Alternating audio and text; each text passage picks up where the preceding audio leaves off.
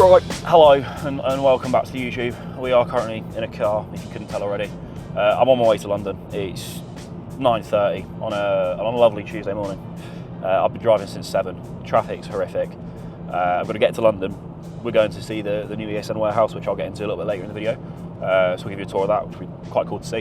And I've got to drive back as well. So I've got like a nice 7.5, 8 hour round trip today, driving after training legs yesterday. So we're feeling good. I've had a 4-hour sleep. Just lack of sleep as well on the weekend from the Olympia. Like, vibes are immaculate this morning. So yeah, been driving since 7. I've been driving 2.5 hours. Still got an hour and a half to go. So I thought, let's pass the time with a nice Q&A. So I put a question box up on my Instagram story yesterday, and you've all asked some lovely questions, half of which were utterly shit, but half of which were actually fantastic. So, you know, cheers for the good ones. Gone for a few, picked a few. So I will now answer those as I drive. Obviously, I've got my videographer recording and asking the questions, so I'm not on my phone. You know, Mum, if you're watching this, do not worry, I'm being responsible as always. And DVLA and the UK government, if you're watching this, I am being responsible. I'm looking forwards, both hands are on the wheel, and I'm not going to crash. So, thoughts on the Olympia putting less emphasis on condition. I'll be honest, I think you're just wrong. In the nicest way, I don't think they put less emphasis on condition this year. I think the thing with Samson compared to Huddy, like, yes, okay, Huddy has more detail and more striations, but there's more to it than just conditioning. Like, if you look from the back, Huddy was a lot softer than he has been in previous years, whereas Samson was, yeah, sure, Samson's glutes specifically don't have crazy detailed lines in, just genetically he doesn't. But I guarantee, you know, from the HD stuff I've seen, and if you were there in person, if you look at Samson's hamstrings and glutes, they are fat-free. There's nothing, there's just skin and muscle, and it's so dry and hard that doesn't translate on camera all the time, especially if you're watching the stream like I was. Like, yeah, of course, Paddy looked way leaner than Samson on the stream. So yeah, I don't think they put less emphasis on condition. I just think they rewarded the best overall package. On that day, it was Samson, which I agree with completely. So yeah, that's the conclusion there. Well, right, to touch on Nick first. Reese and I obviously did a reel on this, which did quite well. It's got like 100 and something K views. A fair amount of hate. I had a fair few people commenting on there saying, like, obviously calling Reese and me meatheads who don't know what we're talking about, and saying like, oh, shut up until you compete. And it's like, right, I've done 15 shows, Reese has done like 6 or 7. It's like, all you had to do, mate, was look at our profile pictures and you'd know we've competed. So that's just quite funny. But yeah, so like with Nick, obviously I've given my opinion of my thoughts on him pulling out. I think, where would he have come? If he had the look he had at New York, which I think is his most recent show, and that's what we have to go off, I think he would have been 7th, 8th, around where Bonac probably was. I think Martin would have wiped the floor with him. I think Martin was massively improved from New York, and me personally already had Martin beating Nick in New York. So yeah, it was only a 1-point show in New York. Like, it was so close. Martin improved dramatically.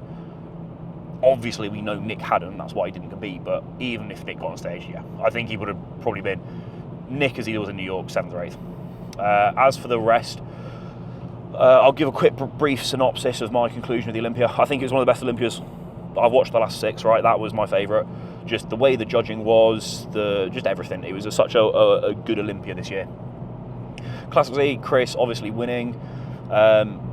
Very interesting to see Mike second, and actually some of the judges had Mike beating Chris, which was, you know, I think that's the first time ever Chris hasn't had a perfect score. So that's cool.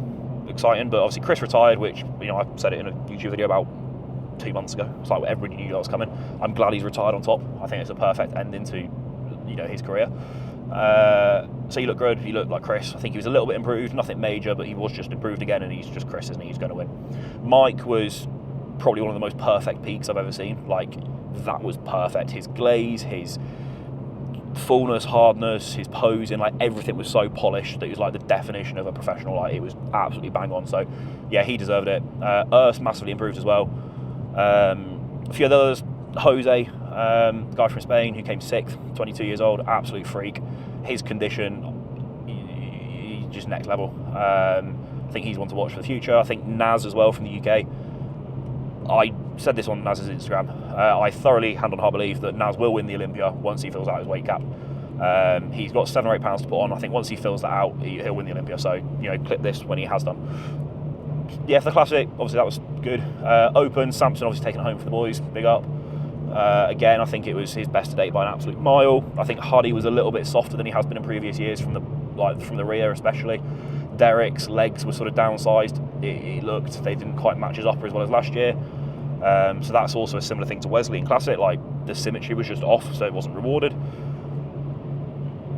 Yeah, I think Martin's phenomenal. I think Martin ought to be top 3 next time round, and can only continue to get better. Men's physique, briefly, Ryan won. Happy days. I want Ryan to retire now. I think he's had such a long career. Like Ryan was literally the first bodybuilder I ever really watched, and sort of looked up to. And what a career! End on top. I'd hate to see him come back and lose it. I'm not that he necessarily would, but I just don't want that to happen. I think because what he's done is he's won one. Obviously, when you win one Olympia, like Samson's getting it now, it's like all the questions, doubts. What if Nick was there? Hadi should have won. But then Ryan had that, and then Ryan came back, shut everybody up, won again, solidified that he is the best in the world. And I think wrap it up there, mate. You've got nothing left to prove. Again, fantastic career, and he's nearing the end of it. So yeah, I think that's about it. I won't go into wellness and all that, but it was all interesting. Fran obviously lost, and Issa won again, which is sort of like Chris Bum said, losing basically. That's the equivalent of. It was cool to see. So yeah, sick Olympia, loved it. Next question. Very on brand for today. I've had 4 hours of sleep. I went to bed at about 1 in the morning, got up about 5. As you can tell by the absolute shopping bags under my eyes. How do you manage when you've got poor sleep? I get up and I get on regardless, because I am an adult and I have a job. And you can't just, if you have poor sleep, there's nothing you can do, really, is there? Have some caffeine, have a crank energy drink from ESN, and just get on. Obviously, if you're consecutively having bad sleep, then you've got to break it down and think logically, okay, why, right? Too many factors for me to name now, but if you are the sort of person that sits in bed for like 3 hours before you actually go to sleep, and you're just sat in bed on your phone scrolling TikTok or anything, that's like the worst thing you can do, because then your brain will associate your bed with like TikTok, which is constant interactions, very fast paced, constantly triggering your mind, and it's a lot, right? It's like the worst thing for you to do before going to bed. So yeah, don't do shit like that. I analyse your sleep routine and look at it. I'll probably do a reel on like sleep routine. That's probably quite a good one to break down, as I often have to break it down for clients. But yeah, have a look at if it's consecutive night sleep and you're always having bad sleep, there's a reason for it. Work out that reason, and then you can find your solution to hopefully start to improve it. But it's not going to be like an instant thing. There's not like one thing you can do to straight away sleep better. You've got to think about it logically and keep trying at it, basically.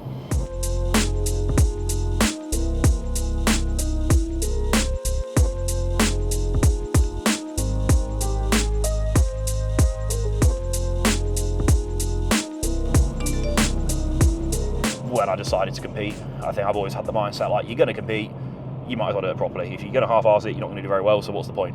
So literally when I decided to do my first prep, I was all in. I wasn't all in an intelligent way. Like my first prep, I just ate chicken and rice 4 times a day for 10 weeks and did 25 minutes of Stairmaster. My meal plan, my cardio did not change the entire time because I didn't know what I was doing. I still won and everything because I got absolutely peeled out of my mind, but I could have definitely done it a much probably healthier, easier way rather than just eating 10 grams of fat for 10 weeks. But I was like dedicated, so I went all in. So yeah, I was pretty lucky as well from there. The people I met at an early age, I met like intelligent people who were educated in the coaching environment and knew what they were doing, who sort of took me under their wing, Danny, and took care of me. So I wasn't doing stupid things from a young age, and like everything I knew I was doing, it was the right thing, going for the right direction. And I got there from a young age, which I think nowadays is more common. Back then, certainly it wasn't. So I got lucky there to meet the people I met. And so yeah, literally from when I did my first competition, I was like, knew I loved it, nailed the first comp, and then the off seasons from there. So when I was 17, so it's been like what, four and a bit years now. It's a good question. When I did my first competitive season, I was still in sixth form, right? So that's like college for Americans. I was 16, 17, still basically studying as a student. During that time, I worked night shifts at Asda, which is a big supermarket. So I was stocking shelves through the night, then finishing at 6 a.m, going to college, then going to the gym, going home to sleep for a bit, and then go for my night shift at 10 p.m. Did that for like quite a few months. This was during COVID years as well. And that was just to save up money basically for my first competitive season, because competing is expensive. And I was obviously 17, so I did that, saved up loads of money, and then I didn't have to work during prep. which was ideal. So I did that one. I worked as a PT for a fair bit. You know, I got my PT qualification and did that, but I hated PTing. And the PTing obviously quite nicely transitioned into coaching. But yeah, I've kind of I worked at Co-op for a bit as well, just because I was bored one prep and wanted to like have something to do. So I was just like working at Co-op. I worked there for about 4 weeks and I quit because I just hated it. But yeah, I worked at quite a few supermarkets, and that's really about it, because I got into this industry, bodybuilding, coaching at quite a young age. That really has kind of been my main job since I was like 18, 19, so I'm quite lucky with that. Worked very hard, but also quite lucky. So I guess that's a nice follow-on from before. So before I was always into like the gym and stuff, but before I was like bodybuilding, I had very much the mindset of, I went to quite a, I don't know what the word is, well-established sixth form. Like, it was, you know, I don't want to say posh, but it was like a difficult school to get into. Everybody there was very intelligent. I was a bit of an outlier. And I got pretty decent A-levels. I did economics, psychology, and geography. A few A's and a B, I think, in those. And the plan was to go to university to do economics and accounting and become like a financial advisor or something like that. Which, to be fair, doesn't sound awful. I just didn't like, I wasn't very academic based. My sister, Abby, if you're watching, shout out you. She's like so incredibly intelligent and academic, and is like as obsessive as I am with bodybuilding. She like was like that with like schoolwork. Not that she may have enjoyed it, but like she just applied herself so much more than I ever did. She ended up going to Cambridge and, you know, getting a really good degree. I don't know what the degree is, but like a really good one from Cambridge, and absolutely smashed like the academic system. Like, that's the pinnacle of the academic system. So she smashed that. So it's quite an academic family. So I think obviously my parents very much were like, university, get a degree, and then do something with that. So that was the plan, economics and accounting.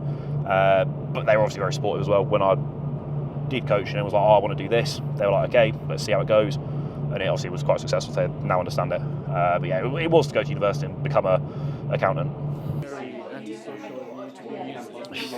Client work. I'm out of my depth here. This is very corporate. This is what, I was talking about, I wanted to be an accountant. This is what life would have been like. Thankfully, it's not.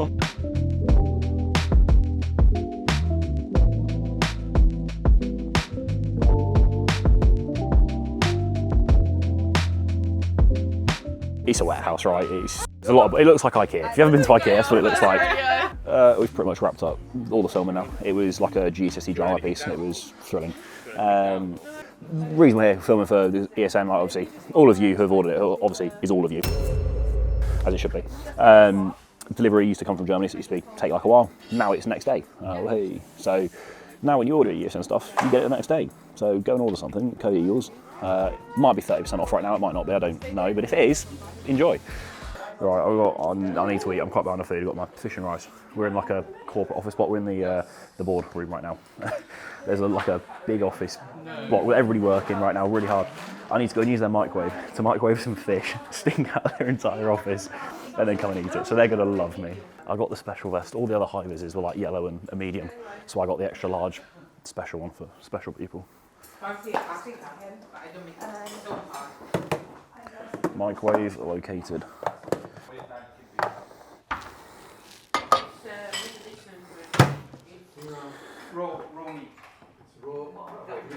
It's not that button. Not that button. That button. We got there. Should we have a look at what else they've got? Some bowls, very nice. Some plates. A little bit cheap on the plates in my opinion. Could have got some nicer ones there. Look at that. It's not very clean, is it?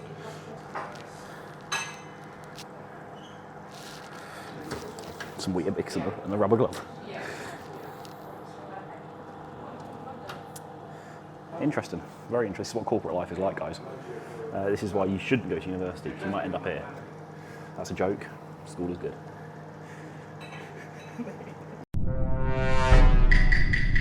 So sometimes it has its advantages. When I get on the bus, people think I'm a pregnant woman.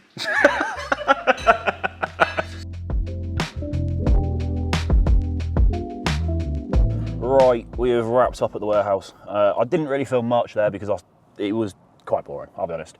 It was just a lot of filming adverts for ESN and like promo for that, for the next day thing, which is cool because it really did need to be next day. You can't really compete in the modern market if it's not next day delivery, so that's cool. But yeah, like, it was just a warehouse. Nobody really wants to see that, so I didn't film much.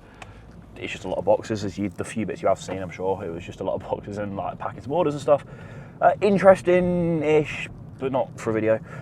So back on the road now. Was there for 3-ish hours. Ate a fish and rice, which you did see because we filmed it. I've got the other meals with me that I'm going to eat whilst I'm driving home, just because we're currently in London and I obviously live in Sheffield, so it's quite far. I've got a nice 4-hour trip home. So instead of just waiting here and eating here, I'm going to eat whilst I drive. That's a very large statement. Appreciate it though, thank you. When will I? As soon as I am good enough is the answer. Like this year I'm not good enough. Going off Instagram posts, okay, sure, everybody stood by themselves. There's me and there's probably thousands of others who look like they'd be very competitive on a class physique stage. But I don't think you understand, well, a lot of people don't understand the size of the pros. Like, I may look big, right? I'm still a very small pro in comparison. So we'll find out next year just how small I am when we do prep, but as soon as I can, I'll compete next year to try and qualify for Olympia, so potentially next year. I'd like to say almost definitely the year after, because if I've not done it by then, I'll be pretty upset myself. In terms of talking about potential to win, I think that's, I don't think, it's very hard to say that just because there's hundreds of people with the potential to win, but it's like, at that level, it's so finite, it's so hard to say, so appreciate it, but one thing at a time. I get this one a lot, right? Everybody says I'm looking too big for classic and, you know, am I going open? Will I ever go open? There was loads of questions like that from loads of different people. So I appreciate that. Again, when I'm stood by myself, maybe. Classic is so big at that level. People like Urs, for example, he's 280 pounds with shredded glutes in the off season. Right now I'm 250, soggy as fuck, like I'm fat, okay? These guys killed themselves to make weight. Like, look at Jose, the guy that came 6th. He turned pro in open bodybuilding, and then he sort of killed himself to make weight for classic.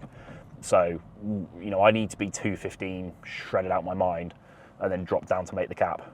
Right now, if I dieted, I'd probably be 205, shredded out my mind. So, like, I'm not big enough yet, even for classic, let alone open. As for will I ever go open? Potentially. I've said this before. It's like, if I can be competitive in classic, winning pro shows, and, you know, even if I'm not like top 5 at Olympia, I'm happy winning pro shows in classic. That'll be plenty for me.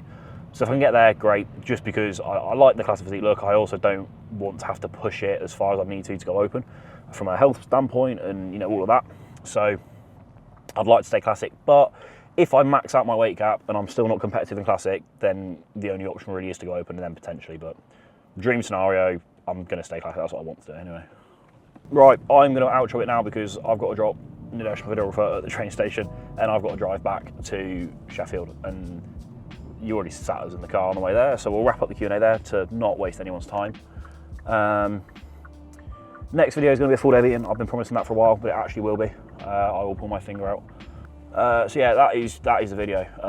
Not a lot to say here, so thanks for watching, and I'll see you for a full day of eating in a few days' time.